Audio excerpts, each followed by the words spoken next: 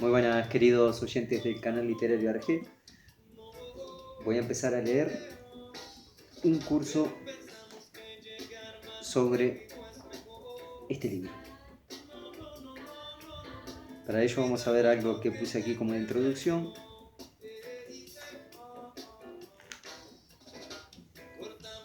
La filosofía en Crimen y Castigo.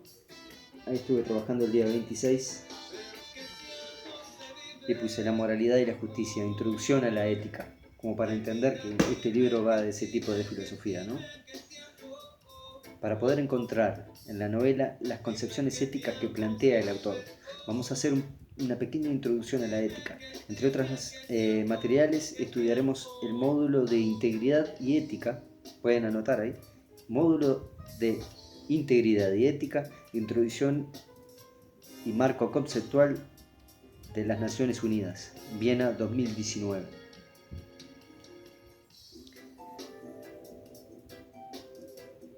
Después puse acá lo que piensa Husserl. La ética es tratada y definida como disciplina técnica del querer y del actuar.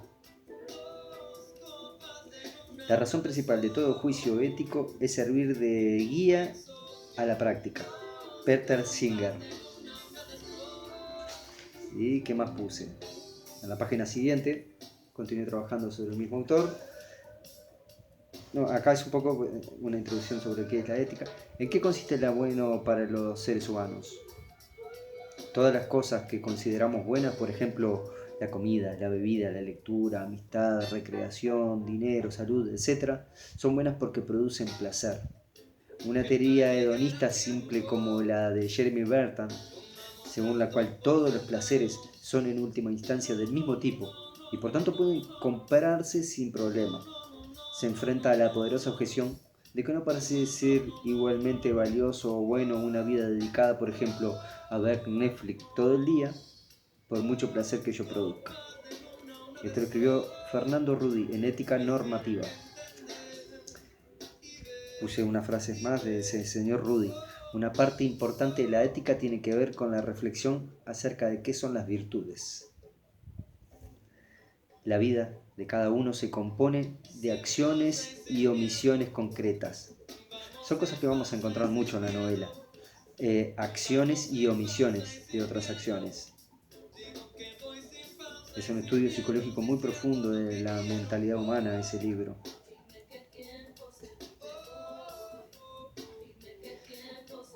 La vida de cada uno se compone de acciones y omisiones concretas, de tal modo que uno responde en parte a la pregunta ¿cómo debo vivir? Al responder preguntas mucho más específicas acerca de qué curso de acción tomar en cada ocasión. Para el estudio del personaje principal llamado Raskolnikov de la novela, ya vamos a leer un fragmento ahora, hice de un libro de ética, saqué unas propiedades del ser personal para encontrarlas en el personaje Raskolnikov o en cualquier otro personaje que a ustedes les parezca. Acá están y ya paso a leerlas. Dice: inabarcabilidad. La persona es una realidad que se escapa a toda descripción porque tiene la posibilidad de la sorpresa. Pueden anotarlo esto. Inacabamiento. La persona es siempre una realidad creadora. Es un despliegue continuo de posibilidades. Inaccesibilidad. Toda persona es un ser oculto. Tiene su momento y su lugar en que es impenetrable. Innumerabilidad. La persona tiene nombre y es nombrable para la persona. No es número con el que se hacen operaciones. No susceptibilidad de cuantificación. En cuanto a persona, nadie es más o menos que otro. En el mundo personal rigen los criterios y los valores de tipo cualitativo.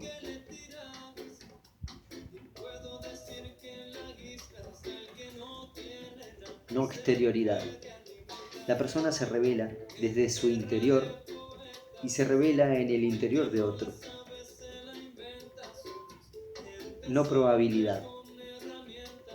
La existencia de una persona en cuanto a persona no es algo conjeturable, sino algo afirmativo. No indiferencia. La persona no puede ser nunca indiferente. Nos atañe en lo más vivo para bien o para mal. Pues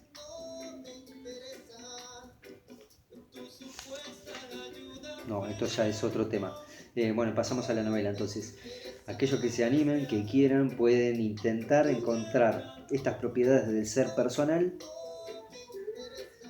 en ese fragmento que voy a leer ahora, o en toda la novela, lo que le hayan leído todos los que se animen a embarcarse en esa tarea ahora. Esa es la idea, ¿no?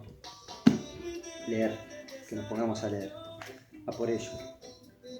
Yo ya lo marqué acá en la página que voy a arrancar, es del capítulo 7 y arranca así. Página 70 de esta edición. Fyodor Mikhailovich Dostoyevsky, Crimen y Castigo, Biblioteca La Nación. No estamos haciendo propaganda, me gusta, es una tapita dura, muy lindo. Muy bonito, la verdad. Y con una letra grande. Bueno, a por ello. Como otras veces, se entreabrió despacio la puerta, y de nuevo dos ojos penetrantes y recelosos se posaron en él desde el fondo oscuro. En aquel momento perdió Raskolnikov su sangre fría y estuvo a punto de echarlo todo a perder por su culpa, temiendo que la vieja se asustara de encontrarse sola con él, y no creyendo que su cara y su aspecto fuesen a propósito para tranquilizarla, cogió la puerta y tiró de ella hacia sí, a fin de que la vieja no cayese en la tentación de volver a cerrarla. No tiró ella de la puerta por su parte, pero no la soltó tampoco, de suerte que por poco sí la arrastra, juntamente con la puerta, hasta el rellano. Al ver que la vieja permanecía en pie en el umbral, estorbándole al paso, fuese derecho a ella, lleno de espanto, y un respingo hacia atrás. Quiso decir algo que no atinó a proferir y quedósele mirando con los ojos de par en par.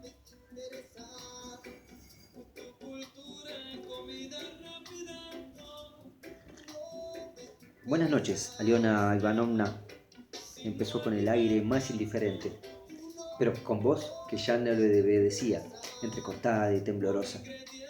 Le traigo una prenda, pero pasemos adentro, hacia la luz. Y empujándola con un brusco gesto penetró en el cuarto, sin que ella lo invitara. La vieja corrió tras él y la lengua se le soltó. Dios mío, ¿por qué quiere usted? ¿Quién es usted?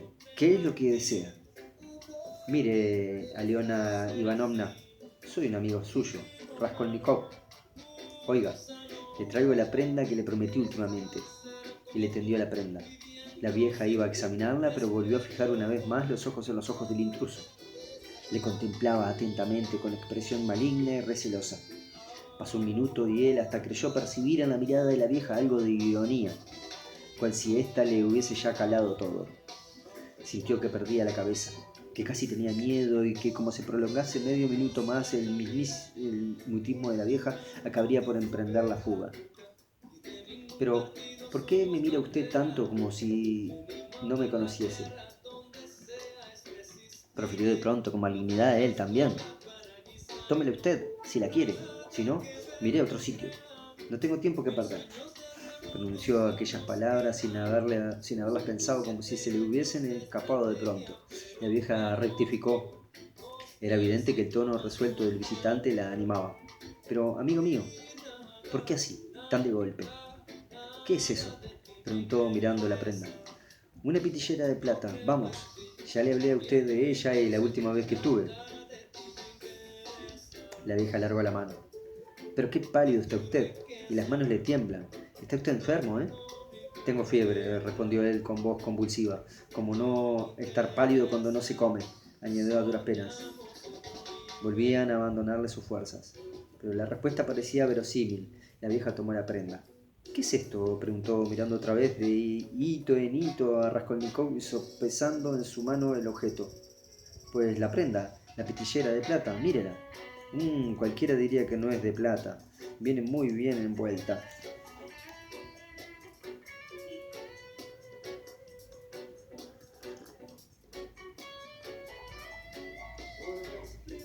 En tanto pugnaba por deshacer el paquetillo, se aproximó a la ventana, buscando la claridad.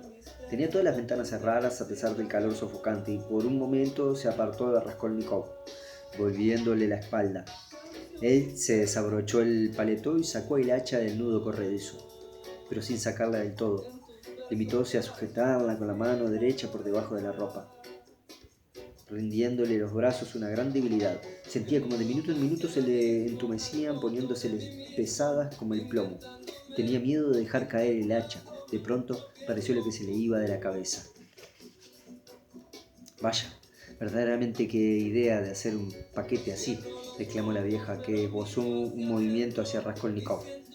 No había un momento que perder. Él sacó del todo el hacha de debajo del paleto, esgrimióla con ambas manos sin darle cuenta de lo que hacía y casi sin esfuerzo, con gesto maquinal, dejóla caer sobre la cabeza de la vieja. Estaba agotado, pero no bien hubo dejado caer el hacha cuando le volvieron las fuerzas. Como siempre, estaba la vieja destocada. Sus ralos cabellos blancos, diseminados y distantes, grasientos y aceitosos, también como siempre, trenzados en forma de rabo de ratón y sujetos por un pico de peine, le formaban moños sobre la nuca. Diole el golpe precisamente en la mollera, a lo que contribuyó la baja estatura de la víctima. En una de sus manos seguía aún teniendo la prenda. Él, a seguida, hirióla por segunda y por tercera vez, siempre con el revés del hacha y siempre en la mollera.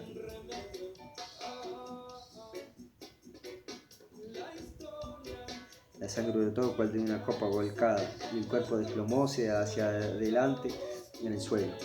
Él se echó atrás para facilitar la caída y se inclinó sobre su rostro. Estaba muerta. La pupila, los ojos dilatados parecían querer salírsele de sus órbitas. La frente y la cara moqueaban en las convulsiones de la agonía.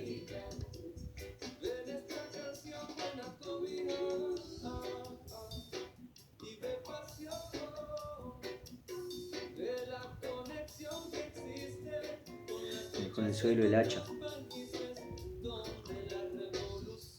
al lado de la muerta. Procedió inmediatamente a registrarle los bolsillos, procurando no mancharse las manos con la sangre que chorreaba.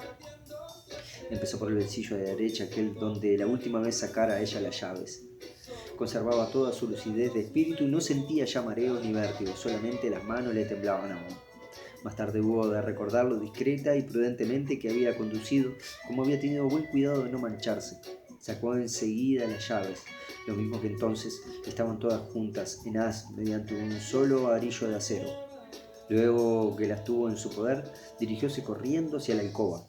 Era una habitación pequeñísima en la que había una vitrina grande llena de imágenes de santos. Enfrente, contra la pared, veíase una cama grande, muy primorosa, con un cobertor de seda forrado de guata y hecho de piezas retazos.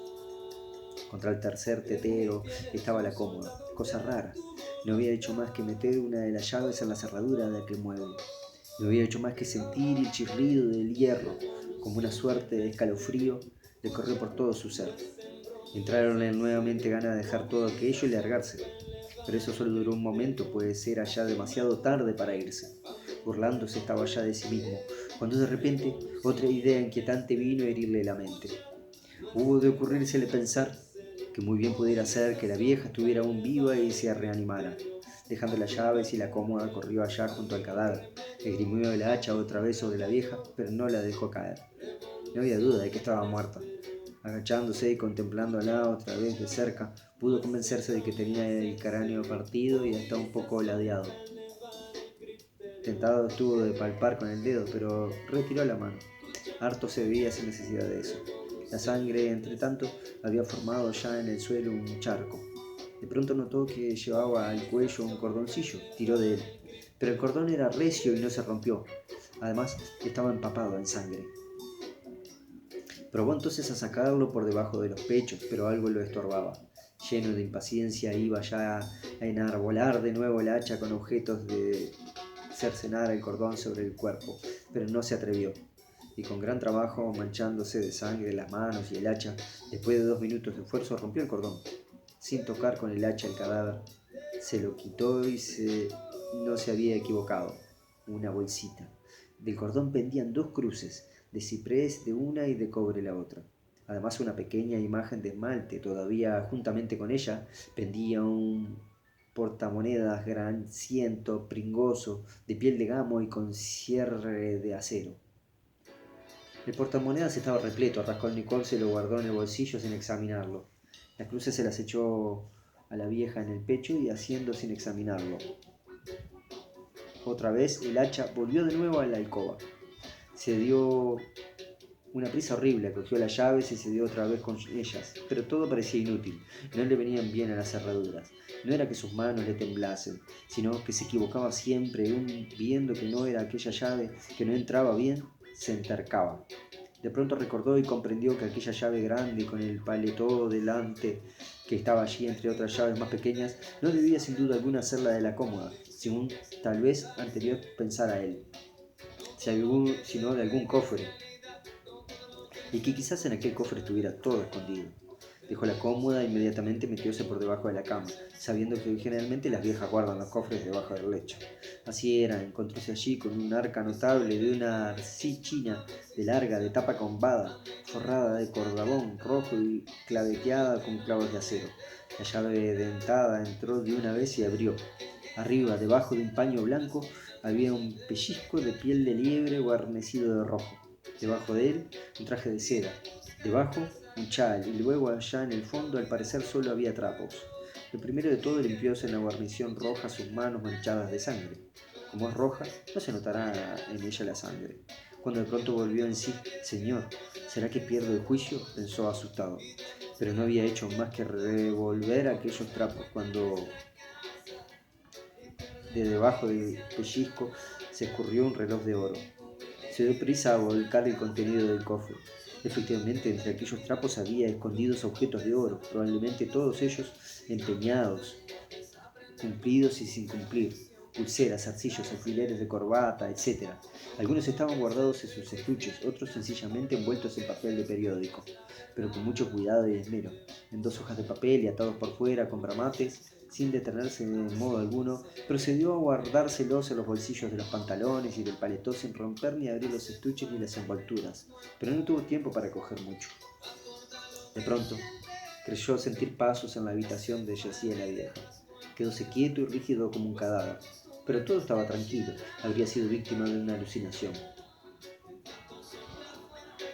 Al instante oyóse claramente un leve grito, o más bien como si alguien hubiese lanzado un quejido sordo y luego hubiese vuelto a callarse.